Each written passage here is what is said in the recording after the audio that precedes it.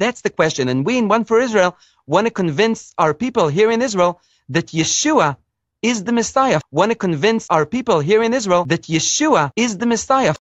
And a smaller subset of my Jewish friends have been Messianic Jews in the sense that they've converted to Christianity in some way or another. You know, they're of the seed of Abraham, but some have become Catholic.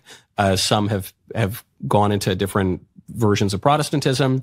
And so you are now among my friends who have done that, ethnically Jewish, and believe in Jesus. And you are specifically a Messianic Jew. The only Judaism that fulfills the Messianic hope of the Old Testament could be the New Testament. So this is so striking on so many levels, because here Golan Broshi just without stop attacks the oral law, and he's going to do it in this interview constantly. Yeah, you can always argue for an oral law. The only problem is that you can never find the oral law in the Bible. So we have Moses. We have Moses 1,500 years before the time of Christ, and then all of a sudden we have the oral law in the first century AD. So we have 1,500 years of a missing link. There's no oral law anywhere until the Pharisees are coming with that idea. What you just heard is complete nonsense. The Christian Bible itself claims that the Pharisees and scribes, those are the people who believe in the oral law, sit in the seat of Moses. Whatever they tell you, you must follow. Matthew 23, verse 1 and 2. Now, this chapter, I'm bringing a hostile witness, because Matthew 23, which is essentially a Q source, is going to attack the rabbis, attack these, but not on the content.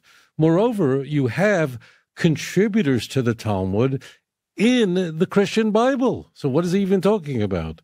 And as it turns out, Michael Knowles is correct. It is true that the Talmud, as we have it, was finally fully codified and edited in about the year 500. But you have the Bale Mishnah, the Tanoim, the author, contributors to the author of the Mishnah in the Christian Bible. Rabbi Gamliel is very prominently in the book of Acts, and the claim is in the book of Acts that Paul was a student of Gamliel. Gamliel is in the Mishnah. This claim is so bizarre, you have no idea. You have phylacteries, which is all oral law, in the Christian Bible. In fact, in the Christian Bible, Pharisaic Judaism, now, the word Pharisee or Pharisaic, this is an anachronism. So it is the exact equivalent of Orthodox Judaism. So we hear Pharisaic Judaism, that means Orthodox Judaism. So Pharisees are the Pharisaic Judaism in the Christian Bible, meaning you believe in the written and oral Torah, is in the Christian Bible as the gold standard. In fact, in the Sermon on the Mount, which is famously in Matthew 5 through 7, in Matthew 5, we are told that Jesus says that unless your righteousness exceeds that of the Pharisees and scribes, that you can't even go into heaven. It literally says that. Paul, when advertising that his credibility, which Paul does incessantly, he claimed that he was a Pharisee. That means he believed in the oral law. Incidentally, the Tzedukim, the Sadducees, did not believe in the oral law, and that was their chief disagreement, also life after death. But that was the major, major difference. So the Pharisees, it is claimed in the Christian Bible that Jesus and Paul, all these people came from a Pharisaic milieu, a background, and moreover, I'm not going to go far into this, we are told in the Christian Bible that Jesus is continuously using and employing rabbinic Pharisaic methodology in order to argue his points with his interlocutors. And those who have even a perfunctory knowledge of the Gospels are familiar with this. So this is all very strange stuff. Pharisaic Judaism in the Christian Bible is there. And as it turns out, Michael Knowles, who's a Roman Catholic from the United States, knows more about the Christian Bible and the Jewish sources than Golan Broshi. Now, he said there was nothing in the Tanakh at all that would be evidence of an oral law. You know, it's a very strange thing to say that there's no oral law in the Tanakh when the very vowels that go beneath the letters are all oral Torah. Now, this may seem strange to you, the viewer, but there's a reason why.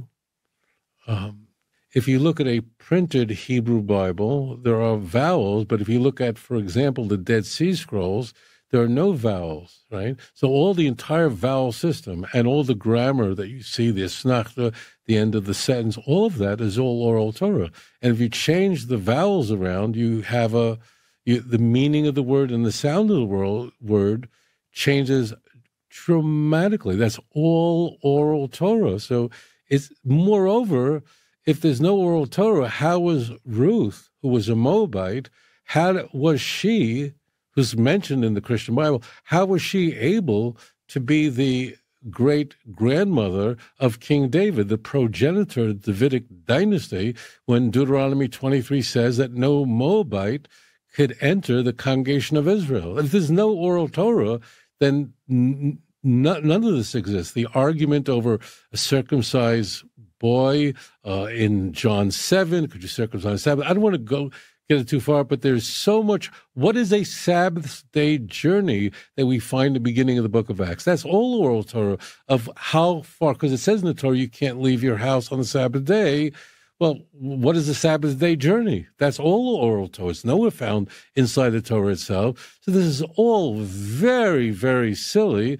You find the oral Torah all over Tanakh, all over the Jewish scriptures, and I have a whole chapter of this in volume 1 of Let's Get Biblical. And by the way, Yeshua the Messiah, Jesus himself rebuked the Pharisees and the scribes in Mark 7. And Yeshua said, by your tradition, and he meant the oral law, by your tradition, you're making the word of God of non-effect. So we see again that there's a rivalry in the family. It's a family dispute, a Jewish dispute between two kinds of Judaism. Which Judaism is the true Judaism of God? So here again, utter nonsense. In Mark 7, it's the issue that he's talking about is not the oral law. It's actually a custom. The Gospels actually get this right, meaning Mark 7 is about the rabbinic custom of washing hands before eating bread. Okay? That is not one of the 613 commandments. It's rather a Jewish tradition. And there are 7 such types of what's called rabbinic commandments, but they're not oral law. Mark chapter 7, what comes into view there is right from the get-go, is about washing hands before you eat. As it turns out, the Gospel of Mark actually gets this right, that's a tradition, it's not oral law. And what I hear routinely is that people probably not familiar with their own New Testament, conflating a Jewish tradition, the traditions of your fathers, which is in the Christian Bible. I mean, you have commentators like Flusser pointing this out on the New Testament. Like, they should know that this is not oral Torah, and just conflating this. As I mentioned earlier, the oral Torah, the phylacteries mentioned in Matthew 23. Where is it described what phylacteries look like? It's all of these things. So this is complete silliness. And again, I can't overstate this. Here, Broshi is speaking to a man, Michael Knowles, who I say, again, nice fellow. But Michael Knowles believes that the Pope, ex cathedra, could make a pronouncement and it's binding. He believes that the deuterocanonical works, the apocryphal works, are holy, are sacred. He believes in Mariology and the veneration of Mary and praying to the saints. He believes in transubstantiation. That all gets a free pass. It's just the oral law of the Jews that comes under attack. And as it turns out, he completely misrepresents the Christian Bible. The Christian Bible is not talking about oral Torah in Mark chapter 7. It's talking about a Jewish tradition. This is interesting because Paul usually gets this kind of stuff wrong, but the Gospels usually get it right. Do you know of any other rabbi beside Yeshua that through him Gentiles all across the world, like Michael, know the God of Abraham, know the Bible? Do you know of any other candidate? And none of them can give me an answer. There's only one candidate, only Yeshua the Messiah, that rose from the dead. This is just most bizarre because, as it turns out, there is a rabbi I can think of who spread the knowledge of God throughout the world, and that's Moses of blessed memory. In fact, he's called Moshe Rabbeinu, Moses our teacher. He's the great teacher. Joshua, Isaiah, Jeremiah. There is nowhere in the Hebrew Bible that says that the Messiah is supposed to suffer and die and rise on the third day. Now, if you think I'm just sort of bringing that in as a non sequitur, it isn't at all. That is the claim in 1 Corinthians chapter 15, verse 4. 1 Corinthians 15 is perhaps the most well-known chapter in all of Paul's 13 epistles. Luke chapter 24, 44 through 46 makes the same fatuous claim. So Christianity spread idolatry throughout the world. What an unfortunate thing that is. And here, Broshi is referring to, look how wonderful this is, that Michael, his host, Michael Knowles is among those who it affected. Michael Knowles is Roman Catholic who believes in the traditions of the Roman Catholic Church. But those traditions are okay. He believes in transubstantiation. That's, of course, okay. Like, where does this even come from? So spread the doctrine of the Trinity, that people should worship a man as God, that the Roman Catholic Church, for those who don't know this, is by far the largest Christian denomination in the world. It's so enormous that if you took every other Christian denomination, added up, it would not be as large as Roman Catholicism, let alone the Crusades and the Inquisition. And in fact, Nicholas Donnan is connected to the Crusades. It's just, all of this is absolute nonsense. And you know, one of the biggest challenge we get from Israelis, even family members, is, but aren't you making Yeshua God? Aren't you making Jesus a God? And we're saying, wait a minute, did God resurrect him from the dead? Because it all stands or falls on the resurrection. If God raised him, why would God raise a false prophet from the dead? Why would God do that? And of course, you know, most Israelis, like I did before I got saved, most Israelis never read the New Testament for themselves. Most of them never read the Bible, the entire Bible. And they don't know anything about it. But I asked him, why would God raise him from the dead? So of course they ask me, how do you know he raised him from the dead? How do you know Yeshua really raised? And I tell them, but we have Jewish testimonies from the first centuries in the Bible, in the New Testament. We have a collection, a library of Jewish testimonies, Jews that were willing to die on the fact that they saw the risen Messiah. And 500 eyewitnesses. Only by his name. Yep, exactly. Right. Exactly. Yes, and they don't have an answer. So that is mind-blowing because, as it turns out, that's exactly what we don't have. Number one, we don't have any prophecy anywhere in the Hebrew Bible that says the Messiah is supposed to die and rise 3 days later. Nowhere. Two, and most striking about what you've just heard, is, as it turns out, the Gospels nowhere claim that they were written by Jews.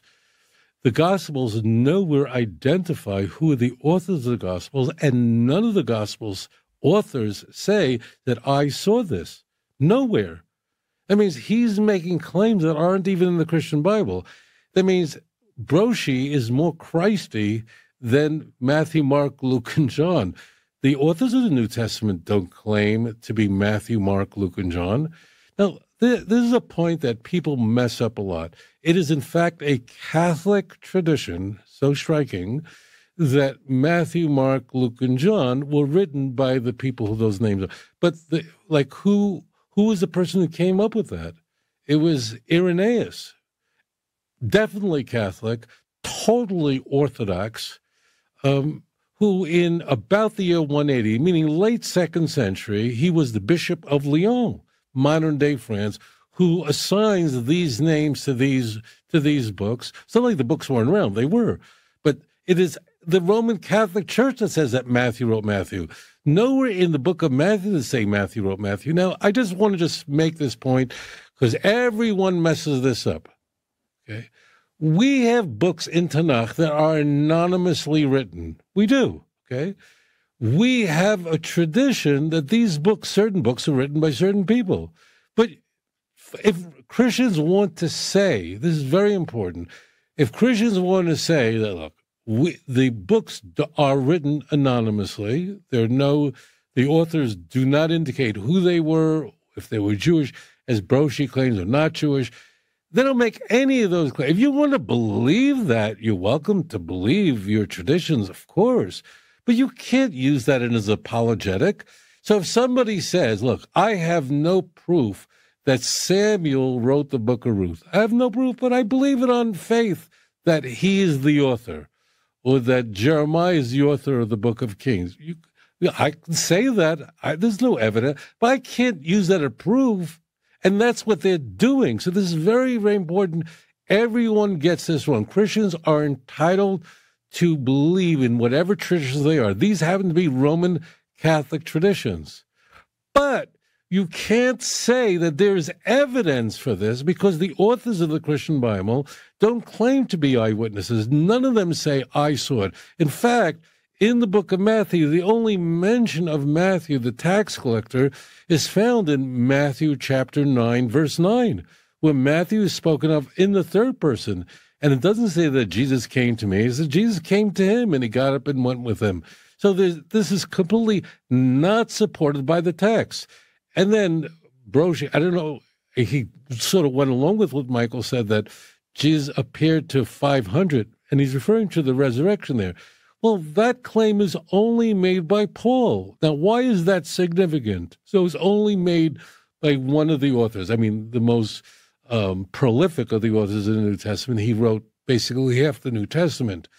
But why is that significant? Because Paul was not an eyewitness to Jesus' resurrection at the tomb. Paul didn't even believe in Christianity at the time. He claims to have been persecuting Christians. Maybe true, maybe not. I don't know.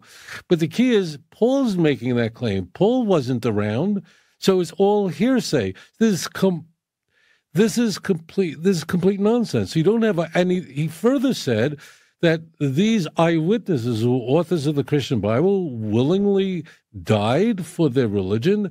And no, where does it say that in the New Testament? Where, please tell me, anywhere in the Christian canon does it say that the apostles, that the disciples of Jesus were willing to die and willingly died for their religion? Doesn't exist anywhere. Okay? Doesn't exist anywhere. Yeah, you have James, the brother of John, who gets killed. We find in the book of Acts. Doesn't say that he willingly died. Doesn't say that. I mean, Joseph Smith was killed because of his religion. We're not going to go and all, move to Utah and convert to the Church of Jesus Christ of Latter-day Saints because Joseph Smith was martyred. That's silly. There's no claim anywhere in the Christian Bible that Peter or Paul or the disciples all willingly died, and the Roman Catholic Church believes in the Assumption of Mary. Like, why isn't he pointing any of this out? So this is all very, very silly. I go through this in Volume 1 of Let's Go Bible. Believe me, I'm not trying to sell books. I never point this out, but I do here because I go through many, many examples in the Christian Bible where the oral Torah is used as a device by Jesus in order to defend the actions of his followers, like eating kernels of wheat on the Sabbath day. He uses a rabbinic law to save a life. You're allowed to violate the Sabbath. That doesn't come from the Torah. That's complete oral Torah. So there it is. That's Matthew 12 or Mark chapter 2. If you know your Bible, you understand your scripture, no missionary will be able to rob you of a relationship with God. If you enjoyed this program, please like and subscribe. אדון עולם אשר מלך בטרם כל יציר נברא עת נעשה בחפצו כל